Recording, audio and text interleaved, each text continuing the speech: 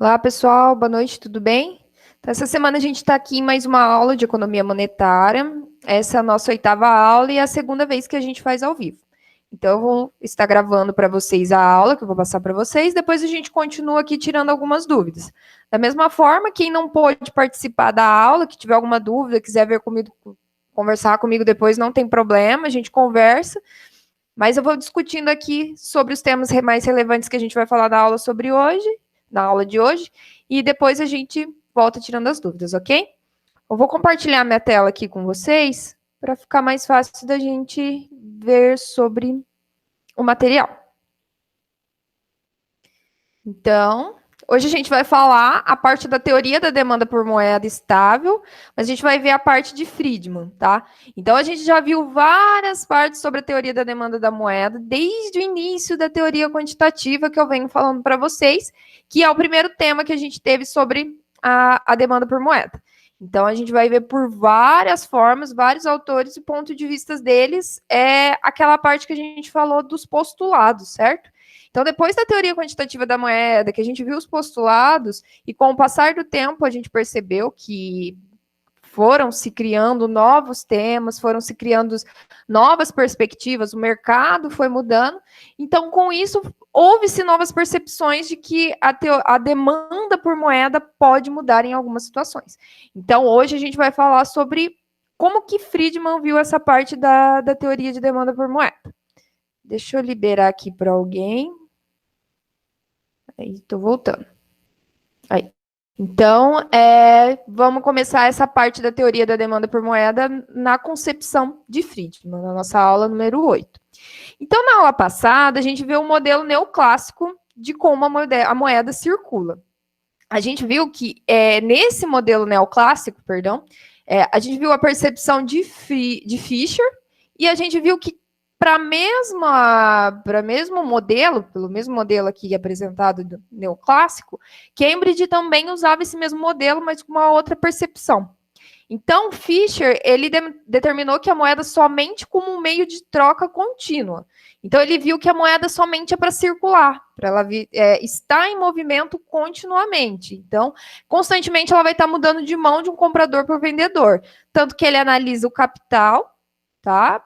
E o preço em relação à renda real. Então, o que ele pensa? Bom, que dentro da renda real disponível do capital, que vai ser 1 sobre a velocidade da moeda, que vai determinar o quanto que a moeda vai circular, é que eu vou ver o preço. Então, dadas as vezes que a moeda circula, determinado capital, ele analisava isso que só mudava de mão em mão, de comprador para comprador, certo?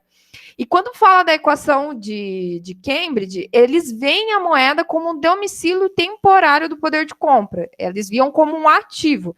Então, é como se você tivesse um ativo, ou seja, um valor positivo, certo?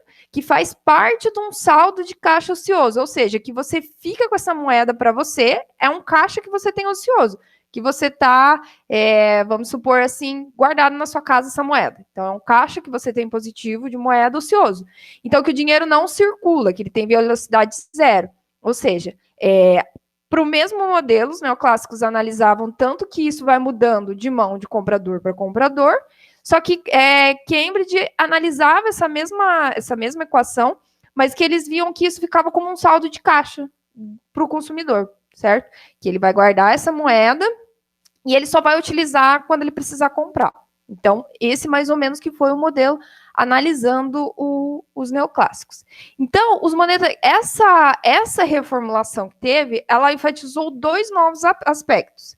Então, a teoria quantitativa da moeda, ela foi reinterpretada como uma teoria da demanda por moeda, não constituindo, então, diretamente uma teoria de determinação do nível de preço e da renda nominal. Então, o que eles analisaram? Eles analisaram como que essa demanda por moeda não fosse exatamente determinada o nível de preço nem pela renda nominal, que isso não seria determinado por esses 2 pontos, que a demanda por moeda não é determinada nem pelo nível de preço nem pela renda nominal. E a essência da teoria quantitativa da moeda, ela passou a ser a existência de uma relação funcional estável entre a velocidade da moeda, ou em sua contrapartida, a quantidade de saldo real, e o número de variáveis independentes que a determina.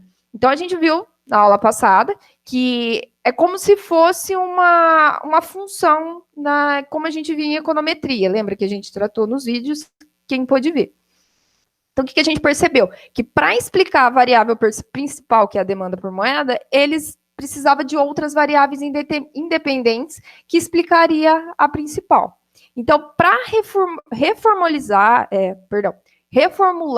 essa nova teoria, então, eles enfatizou esses aspectos, que o nível de preço e a renda nominal não está diretamente relacionada à demanda por moeda, e eles viram outras variáveis independentes que estaria ligada pela demanda da moeda, dentro da teoria quantitativa. Então, esses dois pontos foram analisados, ok?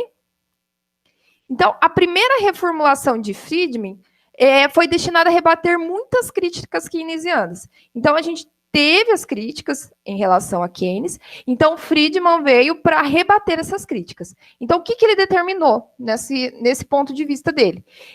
Ele nega que a teoria quantitativa da moeda era uma teoria de determinação da renda.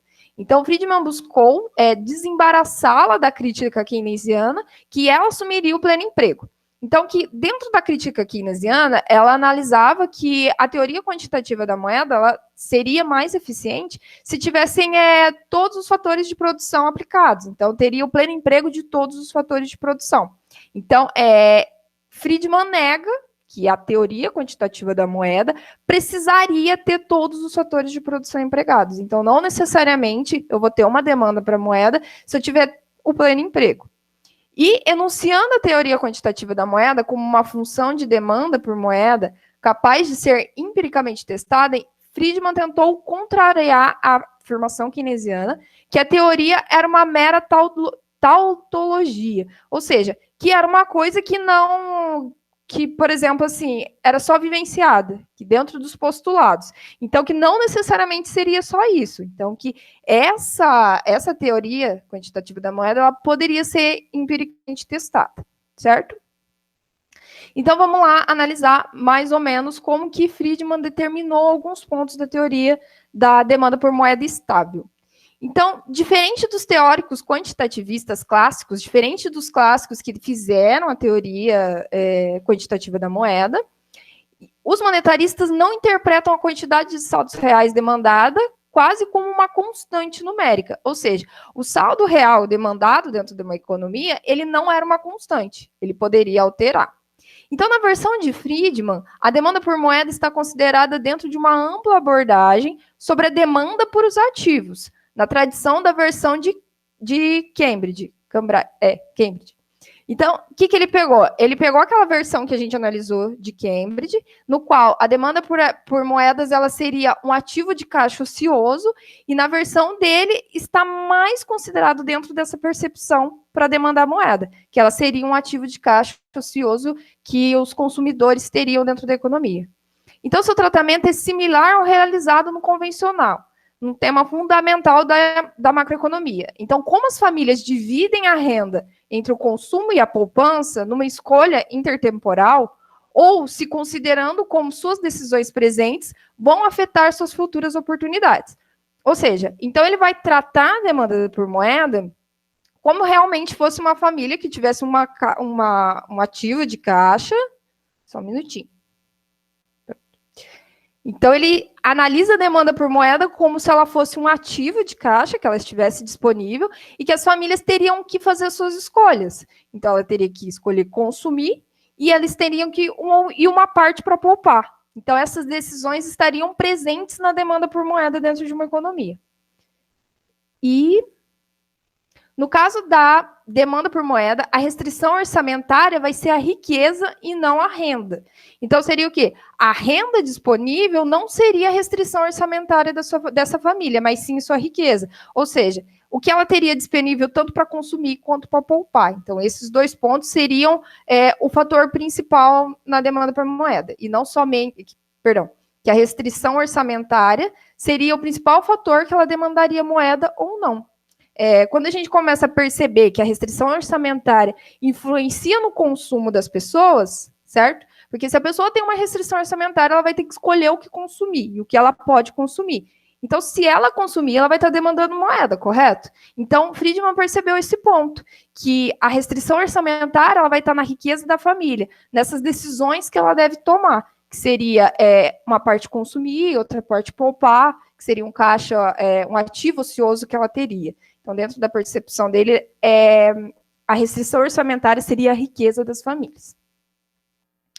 Então, sendo a limitação orçamentária do agente econômico o nível de riqueza, então, se a gente for analisar como restrição orçamentária o nível de riqueza, ele é dado pela soma total dos seus ativos, certo? Então, a riqueza da família não vai ser somente a renda, vai ser todos os ativos que ela tem disponível. Então, ele poderia determinar a carteira de ativos constituindo de vários pontos. Então, entre eles, a moeda que tem valor nominal fixo, que ela vai ser representada por M, e ela produz rendimentos não pecuniários. Os ativos de renda fixa, que vai ser representado por AF, que rendem renda fixa RF. Ou seja, eu vou ter um ativo que vai produzir uma renda fixa que a gente entende, que é o valor fixo mensal que será produzido. Renda variável, que é representada por AF, que é variável, que render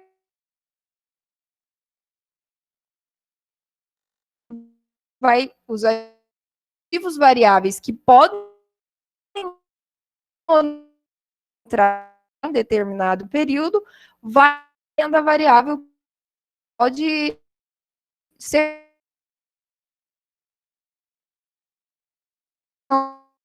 nesse período. Bens humano, a H, que é a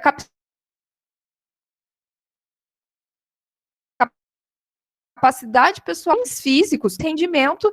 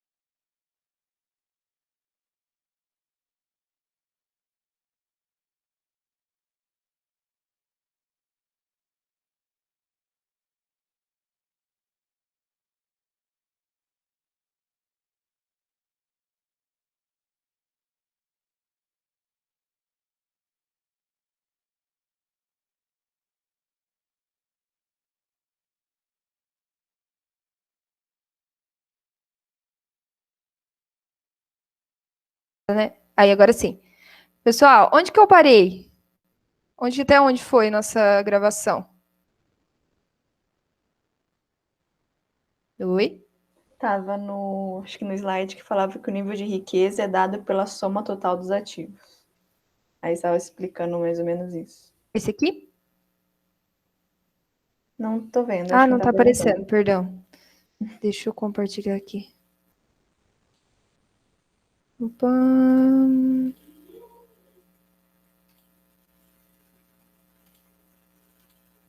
Essa? Apareceu?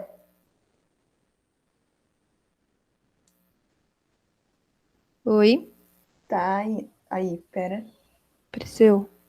Não, acho que essa aí não. Não sei se é pra trás ou pra frente, essa aí não é. Deixa eu ver. Essa? Não, Essa? não.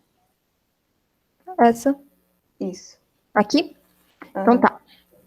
Se der ruim, vocês me gritam de novo, tá? Eu não sei o que aconteceu, mas vou tentar continuar.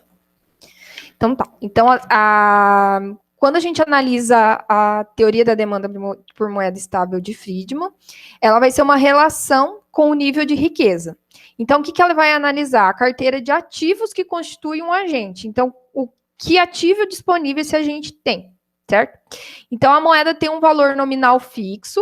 Então, ela vai ter um valor M, que vai ser o valor da moeda disponível. O ativo de renda fixa, que vai render uma renda fixa RF, os ativos de renda variável, os ativos de renda variável que rendem uma renda variável, e os ativos de bens físicos e capital humano, ou seja, o quanto que esses bens que uma família constitui e o quanto que esse capital humano está se gerando. Ou seja, ela possui vários ativos dentro de uma carteira que pode estar gerando renda, que pode estar gerando moeda para ela, certo? Então, em condições normais, se não tiver instabilidade inflacionária, se não tiver variação da inflação, Friedman vai enxergar a demanda por moeda como uma função de várias variáveis. Então, não vai ser somente pelo preço da moeda e pela renda, como a gente viu inicialmente. Então, tem várias variáveis que vai influenciar no preço da moeda. Então, ele determina que o nível de renda dessas famílias, então é uma função aproximada do nível de riqueza, ela é uma proxy da renda permanente e a média ponderada das rendas passadas, correntes e esperadas.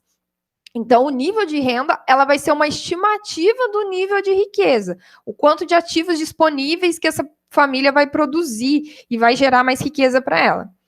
A taxa esperada de rendimentos alternativos resultantes, ou seja, o quanto que ela vai ganhar de outros rendimentos, então uma taxa alternativa da renda fixa e de renda variável, e ativos como os bens físicos e capital humano. Ou seja, toda vamos dizer, a taxa esperada dos ativos de renda fixa, de renda variável, vai gerar um ativo para essa família. Assim como se ela tiver algum bem físico, isso também vai gerar um ativo, e o capital humano. Ou seja, o capital humano, nesse caso, seria o custo de oportunidade do posse da moeda. Ou seja, o quanto que se eu tiver R$1.000, né, em dinheiro, em espécie, na sua casa, escondido debaixo do colchão, por exemplo.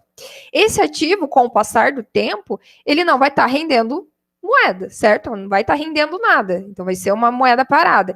Então, é o custo de oportunidade de você ter essa moeda escondida, parada, assim, ela está sendo investida em nenhum ativo, e o custo de você ter investido essa moeda em um ativo de renda fixa, de renda variável, em bens físicos, certo? Continuando.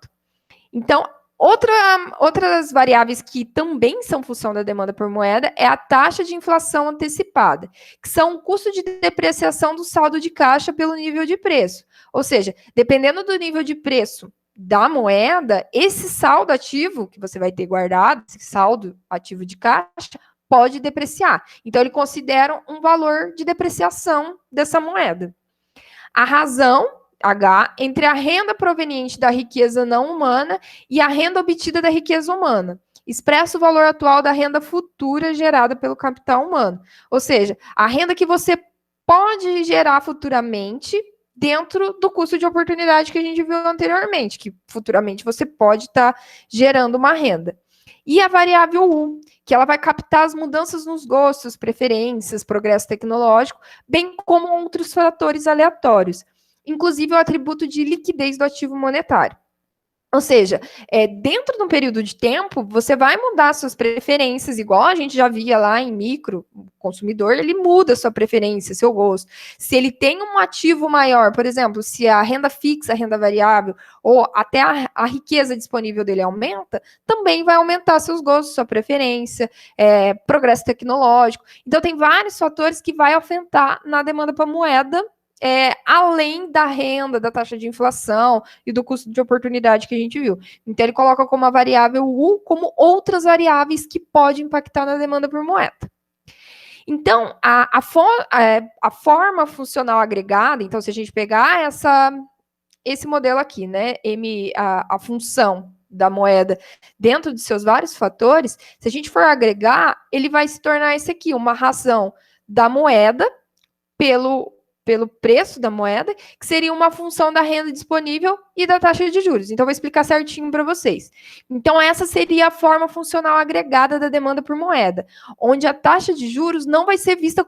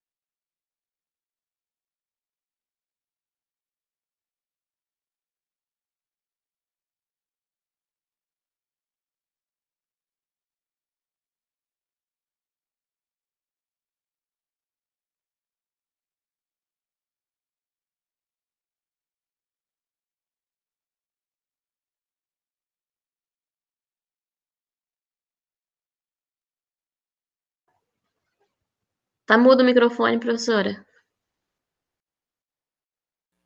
Foi. Tá difícil, hein, gente? Falar possível. Vamos lá. Tentar terminar esse trem. Aqui. Então, vamos lá. Então, a gente vai representar a demanda por moeda por Friedman estável. Ela vai ser uma função da renda permanente e do custo de oportunidade em reter moeda. Ou seja, você ter essa moeda como um ativo fixo seu ou variável frente à taxa de juros disponível. Por quê? Porque ele coloca períodos não inflacionários, sem inflação. Então, você tem o custo de oportunidade em reter moeda ou transacionar moeda. Então, para ele, não é somente a renda disponível e a taxa de juros que vai fazer as pessoas demandar moeda, e sim a riqueza permanente, a renda permanente dessas pessoas, frente ao custo de oportunidade, dela estar ou não retendo moeda.